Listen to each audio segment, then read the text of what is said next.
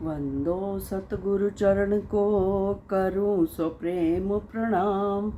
अशुभ हरण मंगल करण, श्री देवचंद्र जी नाम। श्री प्राणनाथ निज मूलपति, श्री महराज सुनाम। तेज कुंवर श्यामा युगल को, पल पल करूं प्रणाम, पल पल करूं प्रणाम। सब सुंदर साथ जी के चरणों में कोटानी कोट सब प्रेम प्रणाम जी। आज मैं आप सबके सम्मुख 40 वर्ष पूर्व धाम दर्शन पत्रिका में छपे मेरे लेख को पढ़कर सुनाना चाहती हूँ। वो लेख ये है, धाम दर्शन पत्रिका में छपा साधना मार्ग। सरकार श्री के निर्देशन में ही यह लिखा गया था। उनकी चर्चा सुनने के पश्चात तो उन स्मृतियों को याद करते हुए मैं आप सबके सम्मुख यह लेख पढ़ना चाहती हूँ। आज के भौतिकवादी युग में समग्र भूमंडल पर अशांति का साम्राज्य व्याप्त है। मानव आत्मिक सुख एवं शांति प्राप्त करने के लिए एक विश्रांत प्यासे पथिक की भांति इधर उधर भटक रहा है, किंतु अहो दुर्भाग्य, पागल मन वास्तविक सुख शांति को इस क्षण भंगुर भौतिकता में खोज रहा है, जबकि वास्तविक सुख और शांति, अखंड सुख और शांति तो पूर्ण ब्रह्म श्री अक्षरातीत हमारे धाम के धनी श्री प्राणनाथ जी के चरण कमलों की प्राप्ति में है। और इन चरण कमलों की प्राप्ति आध्यात्मिक मार्ग पर चलकर ही संभव है। आध्यात्मिक मार्ग से तात्पर्य ब्रह्म साधना से है। ब्रह्म को प्राप्त करने का जो प्रयास किया जाता है वही साधना का मार्ग होता है। ब्रह्म साधना के 3 रूप माने गए हैं, वित्तजा, तनुजा एवं मानसी, अर्थात मूर्ति पूजा, ग्रंथ पूजा एवं मानसिक पूजा, अर्थात चिंतन करना, मन से विचार करना, मनन करना, ध्यान करना, ये सब बातें मानसिक पूजा में आती हैं। मूर्ति पूजा साधना की प्रथम सोपान है। साधक जब अध्यात्म के मार्ग पर आगे बढ़ता है तो किसी आश्रय की आवश्यकता होती है, तो उसी आधार के स्वरूप वह किसी मूर्ति को अथवा किसी स्वरूप को अपने सामने रखकर अपनी साधना प्रारंभ करता है। मूर्ति पूजा के अनुयायी यह स्वीकार करते हैं कि हृदय की भाव परंपरा के अनुसार जड़ मूर्ति के दर्शन मात्र से अंतःमन में भाव विशेष उत्पन्न हो जाता है और इससे परब्रह्म के चरणों का ध्यान करने में मन को एकाग्रता प्राप्त होती है।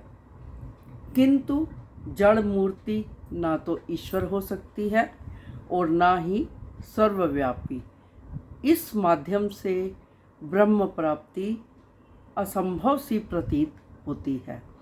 अतः ब्रह्म प्राप्ति के साधक को, पिपासु साधक को उत्तरोत्तर उन्नति ही करनी चाहिए। साधना की प्रथम अवस्था तो हमने जाना मूर्ति पूजा है। इसके पश्चात दूसरा स्थान ग्रंथ पूजा का आता है। अनेक धर्मों के अनुयायी ग्रंथ के माध्यम से ही ब्रह्ममय होना चाहते हैं, लेकिन यह भी असंभव है। किंतु क्योंकि ग्रंथ भी स्वयं ब्रह्म नहीं हो सकता, वह तो केवल उस वर्णनातीत, शब्दातीत ब्रह्म का एक सूक्ष्म परिचय दे सकता है। उसमें उसकी सत्ता व्याप्त हो सकती है, ब्रह्म नहीं। अतः हम ग्रंथ को गुरु यानी पार ब्रह्म से परिचय कराने वाला ही मान सकते हैं, पूर्ण ब्रह्म के रूप में नहीं।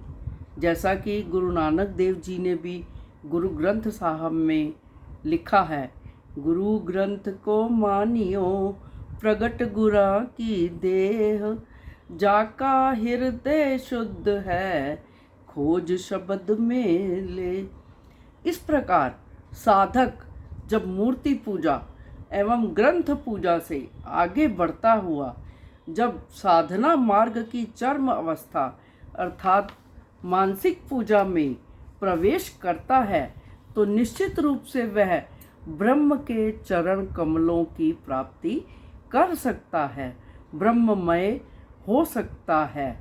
और साधना मार्ग की उत्तम अवस्था मानसिक पूजा के मार्ग पर प्रवेश करने पर साधक को मन एकाग्र करने के लिए किसी बाह्य आश्रय की सहारे की जरूरत नहीं रहती, अर्थात मूर्ति ग्रंथ आदि किसी भी चीज की आवश्यकता नहीं रहती। वह परब्रह्म के शुद्ध साकार स्वरूप का चिंतन करता हुआ उसी में लीन हो जाता है। जिस प्रकार मनुष्य के जीवन में बाल्यावस्था ही यौवन आदि की जन्मदाता है, साधना क्षेत्र में भी उसी प्रकार मूर्ति ग्रंथ आदि साधना की बाल्यावस्था ही मानी जाती हैं।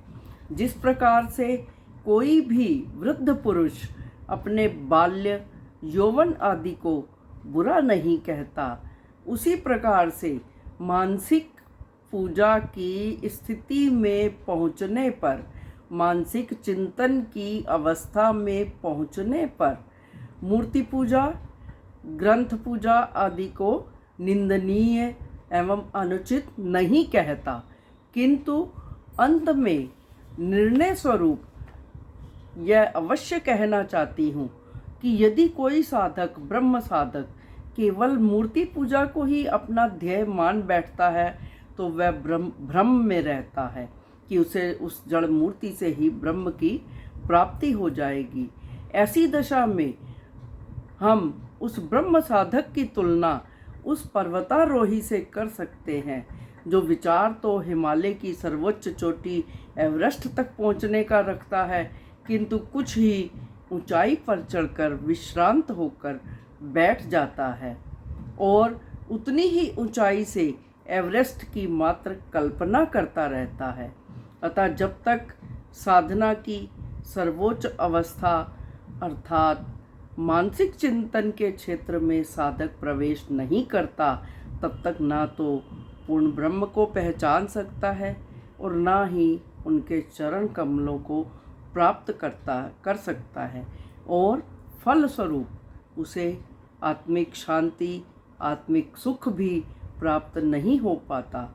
यह इस प्रकार से साधना की जो 3 अवस्थाएं हैं उनका मैंने आप सबके सम्मुख संक्षेप वर्णन किया।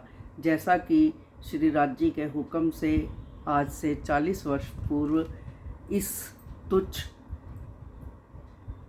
सुंदर साथ सखी की कलम से लिखवाया श्री राज जी ने, मैंने वैसा ही आप सबके समक्ष प्रस्तुत किया।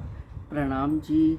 बोलिए श्री प्राणनाथ प्यारे की जय।